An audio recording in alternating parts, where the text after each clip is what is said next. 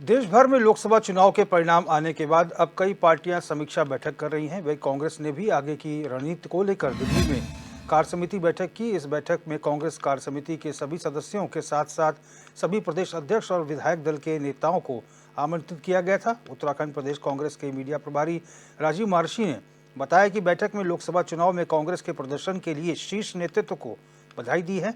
इसके साथ ही मौजूदा राजनीतिक हालत पर चर्चा करते हुए आगे की रणनीति पर भी विचार विमर्श किया गया है।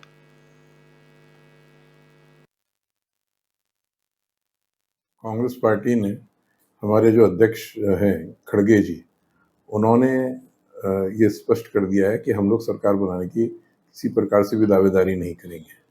हम किसी भी जोड़ तोड़ में शामिल नहीं होंगे। हम जो जनता का जो जनादेश आया है उसको हम अच्छी तरीके से स्वीकार करेंगे और हम उस पर आगे कार्य करेंगे और पार्टी की दिशा और जो दशा है उसको सुधारने का पूरा प्रयास करेंगे। अच्छे विकास कार्यों के जो है अच्छी विपक्ष की भूमिका निभाएंगे। जो विकास कार्य हैं जो होने हैं इस देश में, जो भी बहुत ज़्यादा जो लोगों को जिनकी ज़रूरत है जनता को इस देश की, उन सवालों को पार्लियामेंट में बैठकर हम उठाएंगे। एक अच्छी संख्या इस बार कांग्रेस पार्टी की जो है नंबर्स अच्छे आए हैं पार्लियामेंट में। हमारे काफ़ी सांसद जो है चुन के आए हैं। तो मेरा ऐसा मानना है कि हम लोग सवाल उठाने में भी काफ़ी मजबूती से हम लोग उन सवालों को उठाएंगे और हम लोग जो है पूरी तरीके से इस टाइम सत्ता पक्ष के सामने लगभग गिनती बहुत ज़्यादा अंतर नहीं है। निश्चित तौर पर विपक्ष जो है उसका जो आंकड़ा है वो सत्ता पक्ष से कोई बहुत ज़्यादा दूर नहीं है। तो बहुत जोर शोर से हम अपनी बात को उठाएंगे, विपक्ष की अच्छी भूमिका निभाएंगे। समाजवादी पार्टी की उत्तर प्रदेश में मिली लोकसभा चुनाव में भारी जीत से उत्साहित देवभूमि सपा कार्यकर्ताओं ने निकाय चुनाव के लिए अपना दम भरना शुरू कर दिया है। आज काशीपुर में आयोजित कार्यकर्ता बैठक का आयोजन किया गया, जिसमें सपा के प्रदेश अध्यक्ष शंभू प्रसाद पोखरियाल समेत प्रदेश प्रभारी मतीन सिद्दीकी पहुंचे, जहां उन्होंने समाजवादी कार्यकर्ताओं को आगामी निकाय चुनाव के लिए तैयार रहते हुए कमर कसने की हिदायत दी। तो वहीं उन्होंने प्रदेश के तमाम जिला अध्यक्षों से उन कार्यकर्ताओं की लिस्ट अतिशीघ्र बनाने को कहा है जो निकाय चुनाव में प्रत्याशी बन सपा का परचम फहराने की चाहत रखते हैं।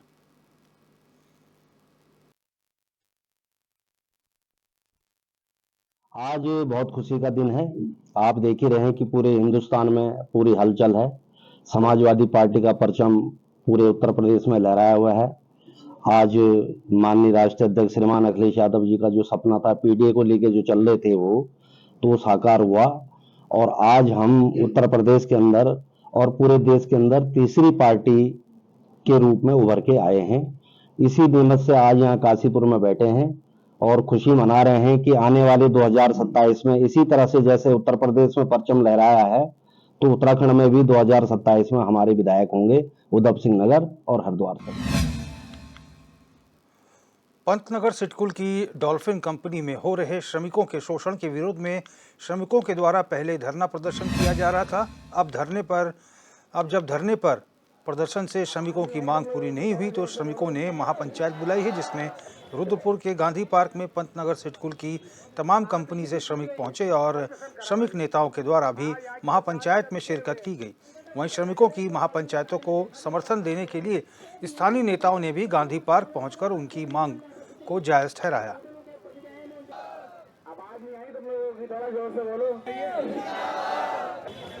महापंचायत तो एक ऐसा विषय है, हमने जब इससे पहले महापंचायत के लिए सूचित किया था। हमने कहा था कि 9 तारीख को महापंचायत, इससे पहले आप बैठ करके पूरे मैटर को सॉर्ट आउट कर सकते हो, जो मजदूरों की मांग है उन पे आप मंथन कर सकते हो। लेकिन ऐसा कंपनी मालिकों ने प्रशासन के साथ मिलकर ऐसा बिल्कुल नहीं किया।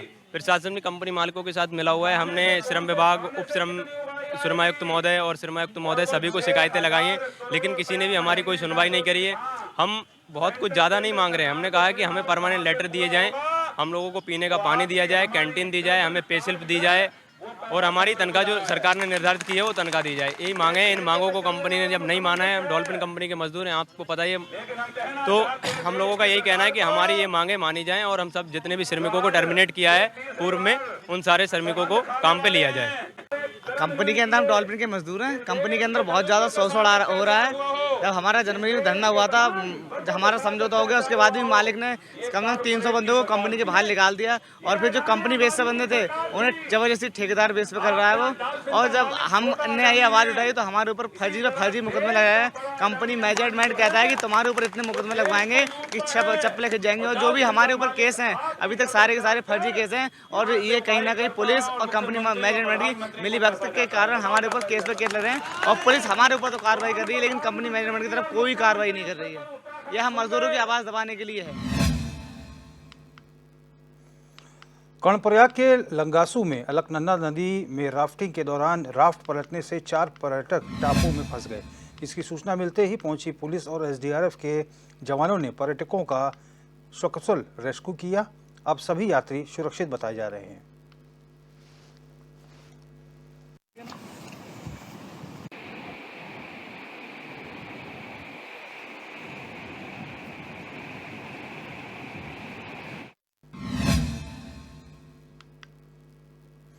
बीते दिनों काशीपुर के मुख्य बाजार से न्यू मोबाइल वर्ल्ड शॉप पर हुई चोरी के खुलासे को लेकर पुलिस पूरी तरीके से सक्रिय हो गई थी और पुलिस ने टीम बनाकर सीसीटीवी कैमरों का अवलोकन कर लिया था। मुखबिर से पता चला कि हरियाणा, पंजाब, चंडीगढ़ में घोड़ा हसन गैंग सक्रिय है। इसी के चलते पुलिस ने घोड़ा हसन गैंग की तलाश की, जिसमें पुलिस को घोड़ा हसन गैंग की लोकेशन दिल्ली में मिली। पुलिस ने तत्परता दिखाते हुए गैंग के 2 सदस्यों को धर दबोचा है, जिनके पास से पुलिस ने घटना में प्रयुक्त 2 रॉड और 1 कट्टा समेत 8 मोबाइल बरामद करने में सफलता हासिल की है। बांसपुरा चौकी इंचार्ज हमारा सुनील सुतेरी है। इन दोनों लोगों के द्वारा बड़ा अच्छा काम किया। स्पेशली कैलाश ने बहुत अच्छा काम किया जो हमारे एसओजी में है।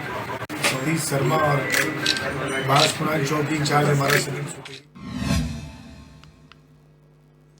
चंपावत में एक बार फिर से जंगलों में आग लगने का सिलसिला शुरू हो गया है। जिले के बाराकोट ब्लॉक की ग्राम सभा गहरी गुमोद के अज्ञात ग्रामीणों ने अपने खेतों में झाड़ियों में आग लगाई थी। देखते ही देखते आग आसपास के जंगलों में फैलते हुए चंपावत पिथौरागढ़ नेशनल हाईवे में स्थित नवीन होटल के पास तक जा पहुंची। आग की गंभीरता को देखते हुए टैंकर से पानी भरने के लिए आए हुए आईटीबीपी के हेड कांस्टेबल अनिल कुमार ने ग्रामीण नवनियुक्तों के साथ मिलकर आग बुझाने का प्रयास किया। सूचना पर लोहाघाट फायर स्टेशन से एफएसएसओ चंदन राम के निर्देश में फायर टीम मौके पर पहुंची और कड़ी मेहनत के बाद आग पर काबू पाया गया।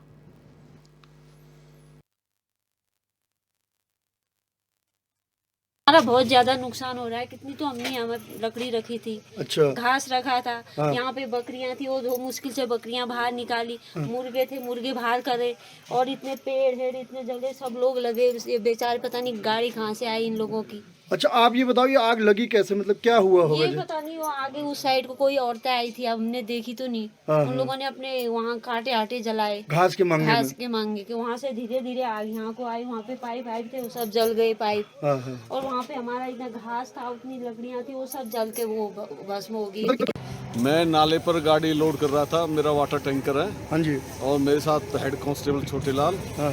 जैसे हमने देखा बड़ा बड़ा धुआं और आग निकली हुई है, तो तुरंत मैंने अपने बॉस को सूचना दी। उन्होंने बोला तुरंत पहुंचो, आप जितनी हो सके सहायता करो, और कोई सहायता की ज़रूरत है तो तुरंत हमें बताएं। और ये होटल है इनका नवीन भाई का, इनका भी लगभग लकड़ी काफ़ी जल चुकी इधर दिखाई। तो आपको कितनी मुश्किलों का सामना करना पड़ा? इसके सामने लगी है। काफ़ी मिनट से पहले सूचना गलत मिली सर हमको, तो 12 को टाइम तब लग गया। अच्छा, उसके बाद आपके सामने आए हैं पीछे पीछे। तो आप क्या कहेंगे, आग तो हर प्रकार की होती है, ये जो आग लगी है किस प्रकार की आग है, ये कैसी?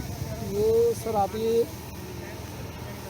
ये आती है हमारी ये प्रकार की आग सर, जो मटेरियल जैसे लकड़ी है, ये है। आज शाम 7:15 पर नरेंद्र मोदी तीसरी बार प्रधानमंत्री पद की शपथ लेने वाले हैं। ऐसे में उनके सफल कार्यकाल और उनकी लंबी आयु के लिए उत्तरकाशी जिले के मंदिरों में पूजा अर्चना का दौर सुबह 4 बजे से ही जारी है। गंगोत्री और यमुनोत्री धाम में तीर्थ पुरोहितों के द्वारा सुबह 4 बजे से पीएम मोदी के सफल कार्यकाल के लिए विशेष पूजा की जा रही है।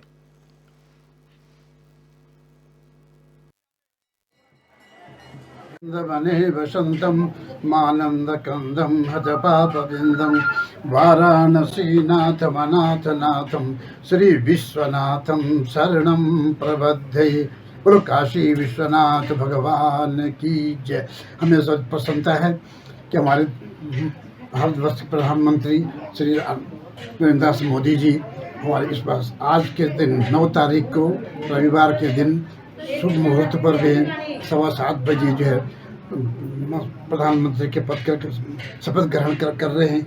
इसलिए तो हम एक अपेक्षा करते हैं, कामना करते हैं वो पूरे विश्व में जो है इस पर अपनी एक छवि बनी है और आगे भी बनाते रहेंगे। मंत्रार्थम सफलार्थंतु पूर्णा संत मनोरथाम शत्रुणाम भुजनाशस्तम मित्राणाम उदयस्तवा। सर्वप्रथम बात ये करूँ, हमारी जो तीसरी बार भी यशस्वी और सर्वप्रथम इसके जो सनातन धर्म को जो बहुत विश्व की काफ़ी आगे तक ले जाने वाले ऐसे यशस्वी जो हमारे प्रधानमंत्री जी नरेंद्र भाई मोदी जी, उनके इस तीसरे शपथ ग्रहण में हम भगवान विश्वनाथ जी से बहुत ज़्यादा प्रार्थना करते हैं कि वो स्वस्थ रहें, चित रहें और ऐसे हमारी जो सनातन धर्म की श्रृंखला को पूरे विश्व में फैलाएँ। इन शब्दों के साथ उनकी वजह से ही हम यहाँ पे पूजा अर्चना वंदन जो करें, जिससे उनका जो 5 साल का जो कार्यक्रम है जो बहुत अच्छे ढंग से चले। भगवान विश्वनाथ जी से हम उत्तराखंड से काशी विश्वनाथ से भगवान विश्वनाथ की इस पवित्र पावन और माँ शिव शक्ति के सानिध्य में भगवान की ये शुभकामनाएं करते हैं कि हमारे जो ये जो आगे जो तीसरी बार का जो ये शपथ समारोह बहुत अच्छे ढंग से चले। इन्हीं शब्दों के साथ बहुत बहुत बधाई। अखिल राष्ट्र में आज पुनः जो है भारत सरकार शपथ ग्रहण करने के लिए इस पावन दिवस जो कि मुख्य नक्षत्र का अवसर है, हम समस्त तीर्थ पुरोहित और गंगोत्री धाम के वासी और श्री 5 मंदिर समिति गंगोत्री धाम शुभकामनाएं प्रेषित करती है। आने वाला जो समय वो अखिल राष्ट्र के लिए जो है वो चरमोत्कर्ष का हो। इन्हीं शुभकामनाओं गंगा। प्रधानमंत्री नरेंद्र मोदी आज अपने कार्यकाल की जो है तीसरी बार जो है प्रधानमंत्री की शपथ ले रहे हैं और इस समय मैं खड़ा हूँ काशी विश्वनाथ मंदिर में, जहाँ की उनके जो है कार्यकाल में जो है कोई बाधा ना आए उसके लिए जो यहाँ पे लगातार सुबह से जो पूजा अर्चना चल रही है। और साथ ही साथ मैं अगर बात करूँ गंगोत्री और यमुनोत्री धाम की, तो वहाँ पे भी जो है सुबह 4 बजे से प्रधानमंत्री नरेंद्र मोदी के उत्तम कार्यकाल और उनके उत्तम स्वास्थ्य के लिए जो लगातार जो है पूजा अर्चना जारी है। दीपक नोटेल, HNN न्यूज़, उत्तराखंड। देहरादून में नदी किनारे से अवैध अतिक्रमण हटाने के मामले में शिकायत तेज होती नजर आ रही है। वहीं इसी बीच राजपुर विधायक खजान दास का बयान सामने आया है। उनका कहना है कि मलिन बस्तियों को बसाने में कहीं ना कहीं नेताओं की गलती है।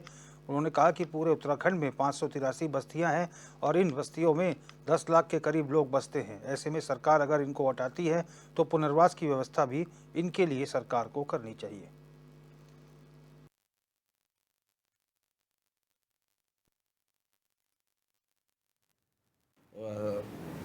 पूरी तरह से जवाब देने के लिए तत्पर भी हूँ, तैयार भी हूँ। मुझे लगता है कि कहीं ना कहीं हम लोगों की कमी है। हम लोगों ने वोट की राजनीति के खातिर, चाहे हम किसी भी दल में रहते हों, हमने बसाने का भी काम किया। तो बसाते तो उचित स्थान भी देते और उनको नियमितीकरण भी करते, ऐसा नहीं किया। और इसलिए जो है अब जिम्मेदारी बढ़ी है। कम से कम 583 बस्तियाँ पूरे उत्तराखंड में हैं और उसके निमित्त अगर बात करें तो 10 लाख लोग वहाँ पे निवास करते हैं। अब 10 लाख लोगों का सवाल आता है तो उनको कहीं ना कहीं बसाने का काम उनको हमारी जिम्मेदारी बनती है। उनको